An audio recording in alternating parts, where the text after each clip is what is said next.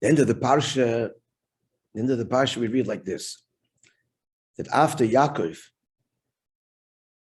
having spent 20 years, actually in total, 34 years away from home, but 20 years in the house of Lavan, in Choron, by his uncle, the swindler, and Choron means anger, it's an angry place. It's an angry place. Hashem is angry with the people because of their misconduct, and the people are angry with each other. Why are they angry with each other? Because when life is about me, we're always angry. We're always angry. Anger, by the way, is, since we're on the topic, is the first telltale sign, and the most obvious and the most destructive, but the first, of lack of faith, of lack of Hashem really consciously part of our lives. We can believe in Him, we all do, but to live with Hashem truly and sincerely, the first measure is anger. Very simply. Because what is anger? Anger is saying, this isn't fair, this shouldn't happen. And what's that saying? Anger is saying, how could you, and who are you? And then anger is rooted in a sense of entitlement. So what is that saying? Hashem is not running the show, not in charge, not acknowledging that this is happening by divine providence. Anger is a dismissal of that. And that's why our sages say that anybody who's angry is like he worships idols. It's a very strong statement. Idols. He's not denying God that he's not worshipping, bowing down to the cross, Ahmad al-Islam. He's worshipping himself. That's what anger is. Anger is, I'm wrapped up in me, to the exclusion of Hashem. So we have to be very careful about anger. It's the first and deepest expression of ego, the most destructive. There are other expressions, but they can be like enjoyable and pleasurable and be fun. The end is going to be anger somehow. It'll be there somewhere. But anger overall, that's why that place was called Chara, which means anger. And that's where Yaakov is. And he comes back to Yisrael with 11 of the 12 tribes. Binyamin's yet to be born. So the Torah says, it's the last verses of the Pasuk of the Torah, Vayivka by Malach Elikim, and angels of God encountered him. Angels of God. Who are these angels of God, says Rashi? He hasn't arrived in Israel yet. He's on the way. He's close to Israel. And angels of God encounter him.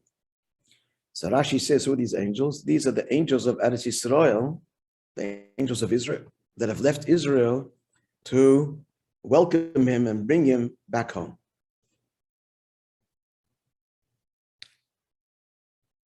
Clear? Now here's the question. The question is this. Let's go back to the beginning of the Parsha. The beginning of the Parsha, we know the story there that Yaakov encounters a place, same Loshen, by Yifka, he encounters. Yaakov encounters a place, and at the end, the angels encounter him. We have to remember that's the same language, actually. That's an unusual word to be revisited. But let's just get the story straight. So at the very beginning, before he goes, he's leaving now at Yisrael, he's leaving Beersheba. The whole story is he wants to kill him. He's going to his uncle, to Choron. So he encounters, Rashi says he encounters it when he encounters a place. Hashem made him arrive to this place very quickly. That place is the future site of the Beis HaMikdash. We all know what happens there. The sun sets earlier, and he lays down, and he has a dream. The dream of Yaakov's ladder. What do we read there? That the angels are ascending and descending. So Rashi comments, angels ascending and descending, you would expect the other way. First, angels come down. Where are angels? Angels are in heaven. They come down and they go up. Why are they going up and then coming down? So Rashi says, this is what's happening here now. He had angels accompanying him till now. These are angels of the land of Israel that God promised would be with him. And now he's leaving. Angels of the land of Israel do not leave the borders of Israel. They're going back to heaven. Who's coming down now? A new set of angels that are going to accompany him throughout his sojourn in the diaspora in Haran. That answers the question why they went up and then came down. It's not the same angels. It's the angels that were with him ascend and new angels come down. As Rashi explains, that's the simple meaning of the verse. Did I ever tell you the story? I think I mentioned this last year. Just parenthesis, it is cute. I think I mentioned it. I'll just mention it again. The Ruzhin, the famous Rebbe, and they say the same thing happened without Rebbe. So he, as a child, he used to always ask, and the teacher would teach, in Cheder, as a 5-year-old, he would always anticipate Rashi's question. Rashi only comments, friends, when there's a question. There's no question, Rashi doesn't comment, even though there may be, and there is, tremendous insight and commentary in the Medrash and Gemara, but there's no problem, Rashi doesn't cite it. Rashi is a problem solver. And there's no problem, he doesn't make a comment. So it came to this pasuk, the child is silent, not saying anything. So the teacher says, you don't have a question? No. And the teacher says, well, it says that angels are going up and coming down. We'd expect angels first to what? Come down and then go up. So the child says, it's a dream. Questions on the dream. It's no kasha. It's a cholom. He has a question on real life things, but Yaakov had a dream. You don't ask questions on dreams. The teacher said, of course, he told him, yes, Taka, you're right, but it's Yaakov dreaming, and it's recorded in Torah, so it's significant. All right, let's follow the train of thought. Good. What did we just learn now? We just learned now a statement that angels of Israel do not leave the land of Israel. That's where they go up, and you angels now accompany him on the new stage of his life going to Haran.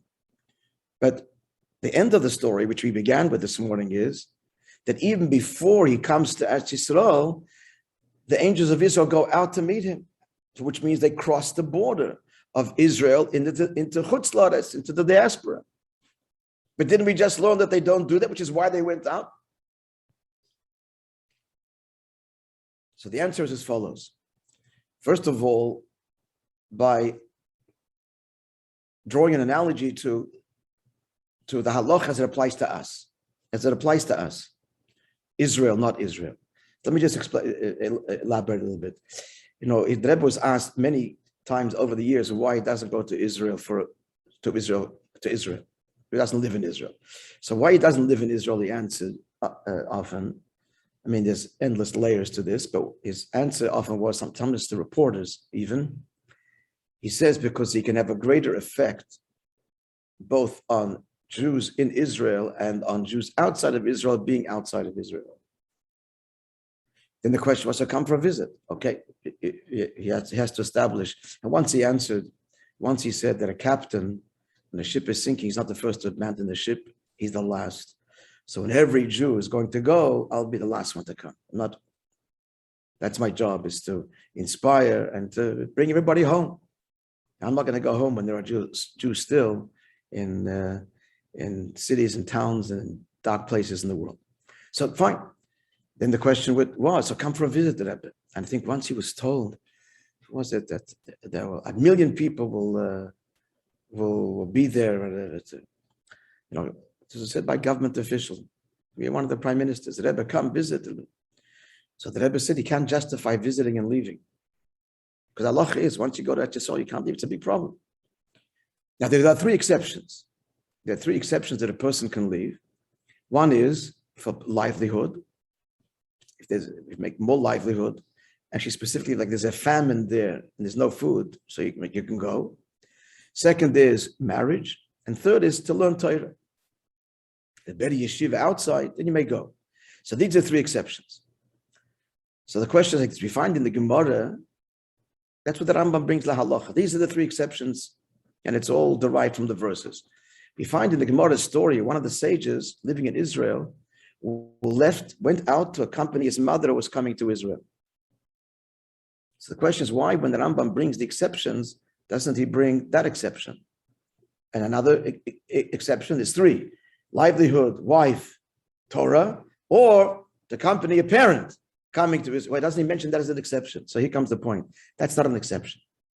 Why is that an exception? Because when you're going out to welcome another Jew to come into Israel, That's like Israel extending her hand. That's not leaving.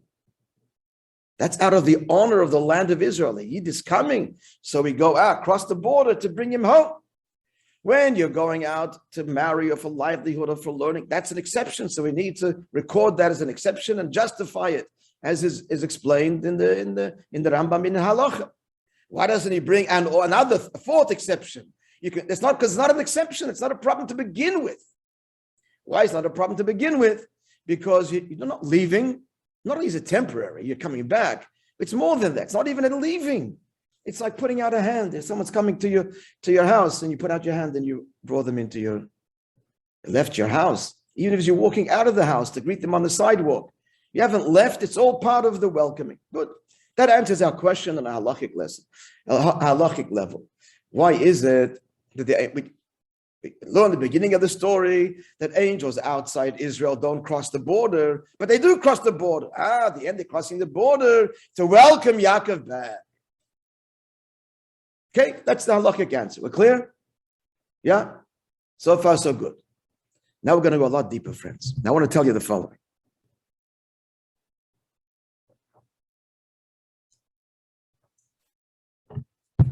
We're going to digress for a moment, but it's all tied in. Everybody knows that Avram was the first to daven Shachris. Yitzchak Mincha, and Yaakov Maariv. Where is Yaakov daven Maariv? In the first story. When he encountered the place, the future site of the Beis HaMikdash, and before he laid down and had the dream, he daven Maariv. That was the first Jew, the first person to daven Maariv. And that's hinted to in the word Vayifka. Rashi brings the word Vayifka, again, it's an unusual word. This word, and he encountered, we find that word also in the context of prayer. The question is the following. Vayifka, as we just told you, he got there suddenly, unexpectedly. Hashem made Kvitzas HaDerech, he arrived there quickly to Yerushalayim. From where he left Beersheva, he arrived there almost momentarily to Yerushalayim. The sun set early. Hashem wanted him to lie down there, and the whole vision. So it's all sudden and unexpected. What has it got to do with Maariv? Why is Maariv this sudden and unexpected property? Another question. It's the same words when the angels meet him, coming, and they go out of the land of Israel to welcome him back. They encounter him. Same word, like implying like unexpected, sudden. Where's the suddenness there? They're going out to welcome him. Why is that sudden? Instead of the questions we're asking.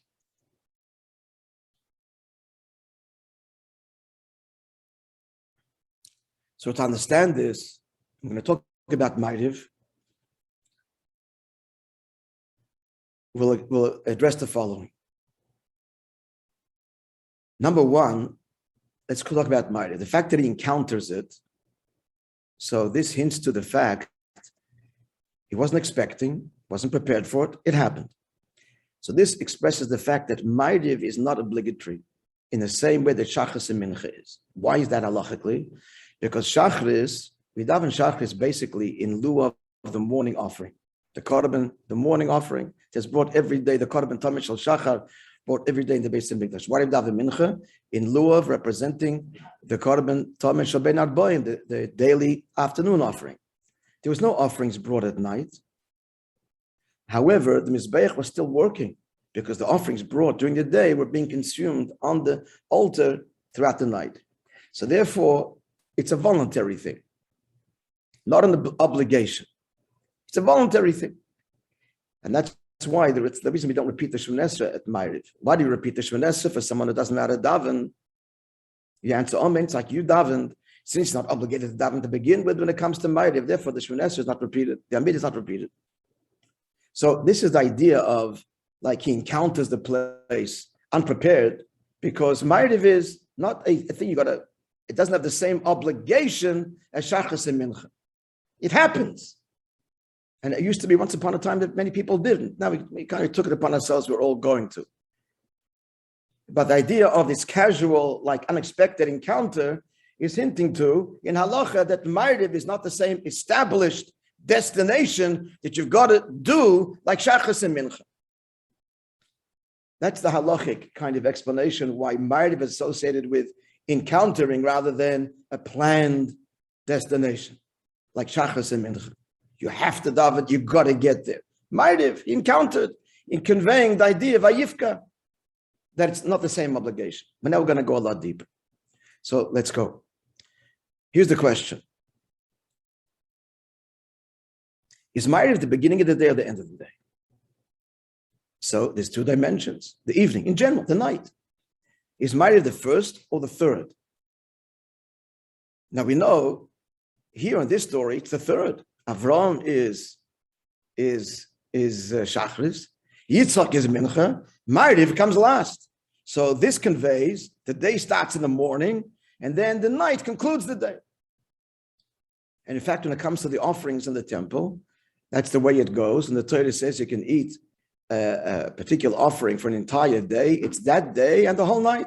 The night follows the day. A day starts with day. The day you brought it, you may eat of its meat, and you have till the next morning to eat of its meat. The meat that's not consumed on the altar, the meat brought by the Kohen or the Yisrael, the Jew that brought the korban. When it comes to kodshim, when it comes to the meat, holy meat of the sacrifices, night follows day. But everybody knows, when it comes to defining time, it's the other way around. First night, then day. Tonight's Shabbos, it doesn't start tomorrow morning, it starts tonight. Every Jewish holiday, every date in the calendar begins night, then morning, reflecting creation. It was evening, it was morning, one day. So there are two aspects to the night. In some sense, it begins the day. In some sense, it ends the day. It's the beginning or it's the culmination. Likewise, Maariv, we're going to say, friends. In some sense, it begins a Jew's journey in life. On the other end, in the other sense, it concludes. Let's explain. The significance of Yaakov encountering, and the angels, there's angels in both encounters. When he encounters the place in the beginning of the story of the Parsha, night falls, and he encounters the place and he dreams, right away, angels. The end, when he's coming back and he encounters, he's encountering again angels. What's all this angel big stuff? So here we get into the core of the matter, friends. Just have to continue next week. Let's begin our journey. Yaakov leaving Israel and going to Haran is the symbol of all of us. Number one, our soul coming down to the world is symbolic of leaving the Holy Land and coming down to this angry place. As we began the discussion today, the world's an angry place. Like, we're born screaming and crying from the get-go. What happened to me? I was in this room and everything was wonderful and provided for, and it's lights and it's noise and it's cold. That's how we begin, screaming. Wow. That's how it starts. So before a Jew comes into the world, before the soul comes down, angels, what are angels? Hashem gives us the koyach, empowers us. It's a blessing from above. And it's an encounter. Because, in other words, the neshama looks at itself. If it looks down at the world, how am I ever going to negotiate this world? How am I ever going to remain an observant Jew and be connected to? How will I be connected to you? Putting me into this body, into this angry place of division and conflict and concealment. It's a dark world. It's a dark world. It starts with dark. Looks down at the world, it sees darkness. Don't worry. Hashem says, giving you angels that are going to accompany you. These are the angels that accompany Yaakov in his sojourn in the diaspora. I will be by your side. I will help you. You're not alone.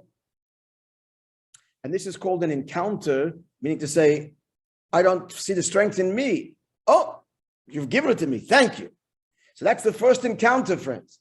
The first encounter, the beginning of the story before Yaakov leaves Eretz Yisrael. The angels of heaven, the Eretz Yisrael, go back. Now, new angels and new empowerment that he should be able to, this is for each one of us, to be able to be in a place, this world, this angry world, and like Yaakov, remain a loyal Jew and be successful even. That's one level. That's one aspect of Maariv. Maariv is an empowerment. Now I want you to get the subtlety. Why is it not obligatory? Obligatory means something that I achieve, I do. This is what I got to do. Maariv is not what you got to do. Maariv is what you're getting. You're encountering something unexpected. The neshama each night, quite simply, each night, friends, when you say the Shema and you have a Maariv, you should know we're getting new koiches, new power to face the tests and trials and tribulations we're going to face the next day. It happens every night. It starts the process. It's the beginning of the journey. And these are angels that empower, that accompany us.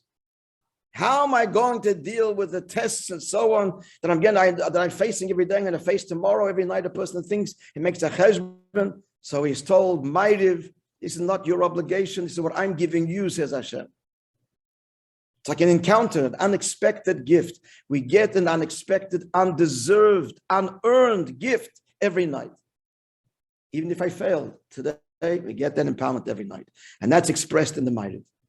Not like the Shachas and Mincha, which is my offering. I'm bringing an offering. Maariv is Hashem bestowing upon us. We're clear? These are the angels that Yaakov encounters that now come down. Old ones go up, new ones are coming down for his new stage in life, leaving the Holy Land, going to a dark place. We're clear? Now comes the big news, friends. When he comes back, friends, the angels of Eretz Yisrael go out to meet him, and they're like in shock. They encounter him. What does this mean? And the angels are in shock. Let's just contrast. Before Yaakov's in shock, but it was in shock means like, wow, thank you. I didn't know, how am I going to do this? Thank you, Eibishter, for the koiches. And we're learning it. Thank you, Eibishter, for giving me the strength to be able to negotiate, to be able to survive, to be able to be in this world and remain a yid. And as I said before, if we fail, God still gives every night new koiches and new koiches. Maariv is an encounter, a gift that comes every night. So who's surprised? Yaakov, we, the Jew. At the end, who's encountering? The angels. What does this mean? So here is incredible, deep insight, friends. Let's put it, I'll try and explain it in these words. See, we're given this strength.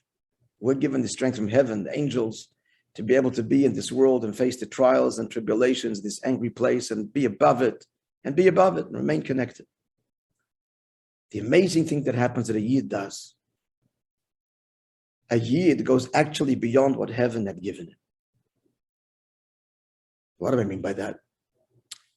The angels, basically, that accompany us, give us the ability to be angelic, to remain connected, despite all the distractions. But what does a yid do? What did Yaakov do? He actually transformed the place. Heaven on earth. What we do, what the angels unlock in us is something greater even than the angels. And we'll explain more next week, God willing, but let's get the sense of it. A yid comes down to the world. It's not just about negotiating and survival, this dark place. The ultimate mission is to transform it and bring heaven down to earth.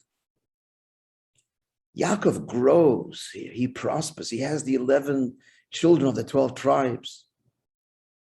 He takes back all the sparks. He's out here in the world. He doesn't just survive. He takes the resources of the world. He comes back a wealthy man. And what's his whole wealth for?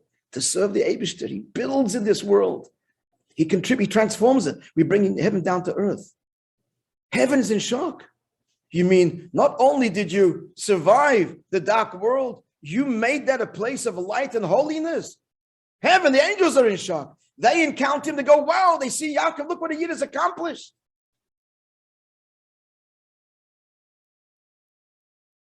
The transformation of the darkness into light.